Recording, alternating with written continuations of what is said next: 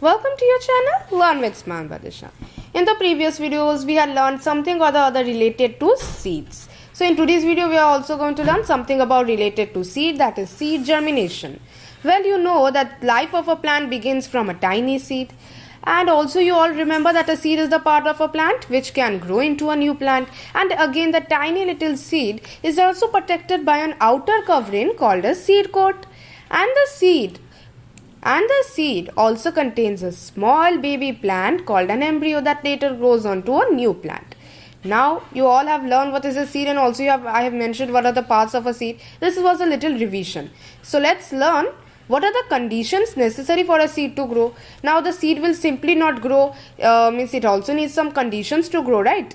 So the conditions necessary for a seed to germinate or grow are moisture, oxygen, sunlight, appropriate temperature, and water.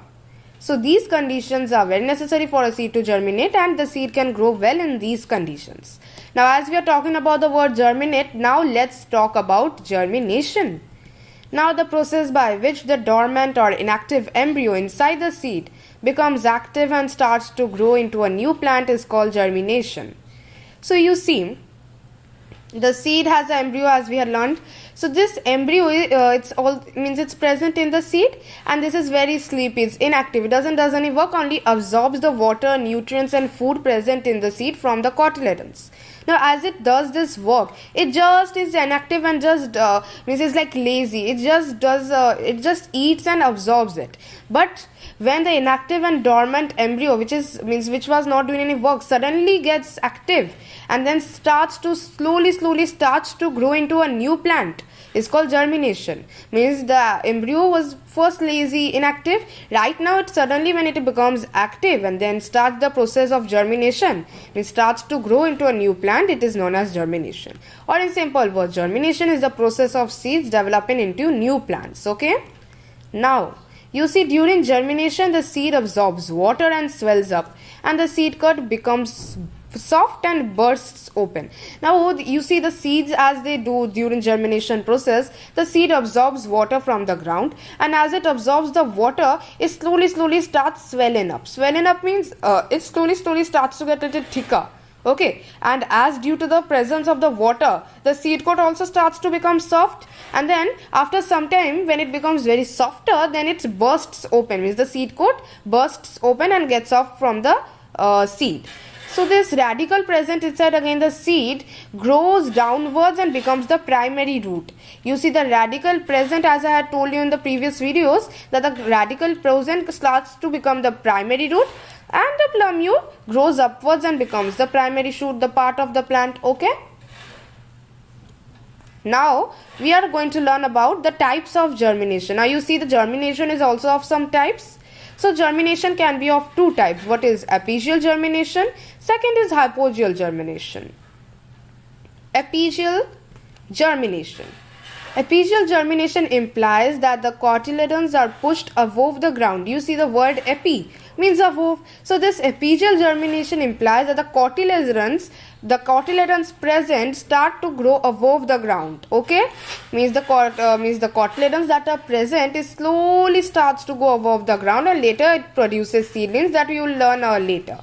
Now next we are also going to learn hypocotyle. This hypocotyle slowly elongates while the epicotyle remains the same in length. Well, the hypocotyle, what is it? This is a part of the stem of an embryo plant that is beneath the stalks of the seed leaves or cotyledons and directly above the root. Now you see, this epicotyle is a region of an embryo or seed stem, means seedling stem, and it is above the cotyledon. Okay, and this type of germination is mostly found in dicot seeds like beans. Now you will understand this hypocotyle and epicotyle when I will show you this picture of epigeal germination. And this epigeal germination is mostly found in dicot seeds, for example like beans. Okay, now let's see some picture that we will understand this epigeal germination. See here, as I had told you, this hypocotyle, this is the part of the stem. You see here, this is the part of the stem, and this small part is the stem right now, because that is not grown above, so it has not become a plant yet, so that's why I'm showing you here. So see this. So see, this is the part of the stem of an embryo plant. This is the embryo plant, and this is directly above the root. This is the part of the root, and this root is see, you see, this is above the root. So this is also hypocotyl. And when the, see this, the cotyledon, when the cotyledon starts slowly to grow above, push above, then this is the hypocotyl. It's again above the root. This is above the root.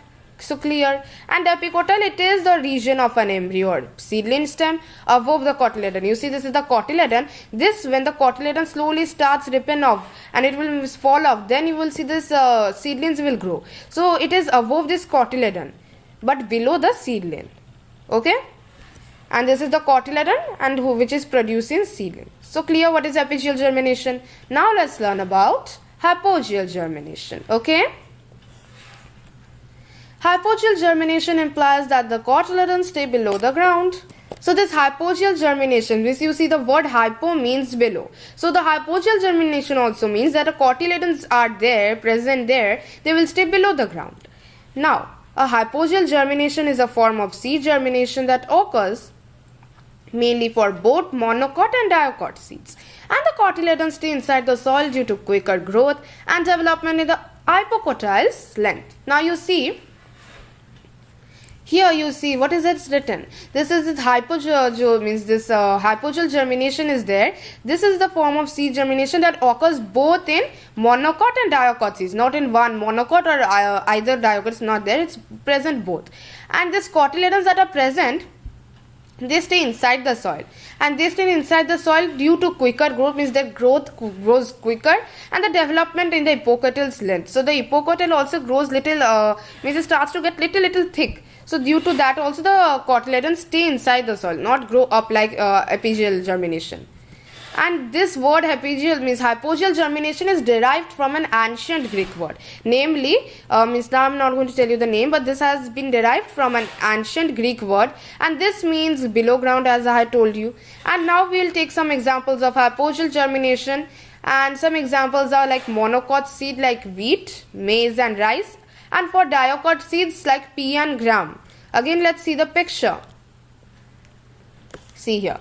Hypogeal germination, you see this is slowly the root is starting to grow. Now you see this one, slowly the root has grown, and this cotyledon is present inside. This cotyledon, this part cotyledon is present inside, and now this seedling slowly grows up and grows. Epicotyl also, this is the, here you see, this is the epicotyl and this one is the hypocotyl. Now I will not have to tell you anything, and this one is also the epicotyl. It's above the ground and the cotyledon. Now you see slowly this cotyledon also means this seed coat starts ripping off, but the cotyledon is present inside the ground. This is the cotyledon present inside the ground. Okay, and the seed coat ripens up as it bursts open, as we have learned ago. Now you see this is the ground. You can understand this very well. I don't have to write, but let me just tell you, this is the ground and it's present inside the ground. So you have learned. Well, so that for today only this much. Thanks for watching.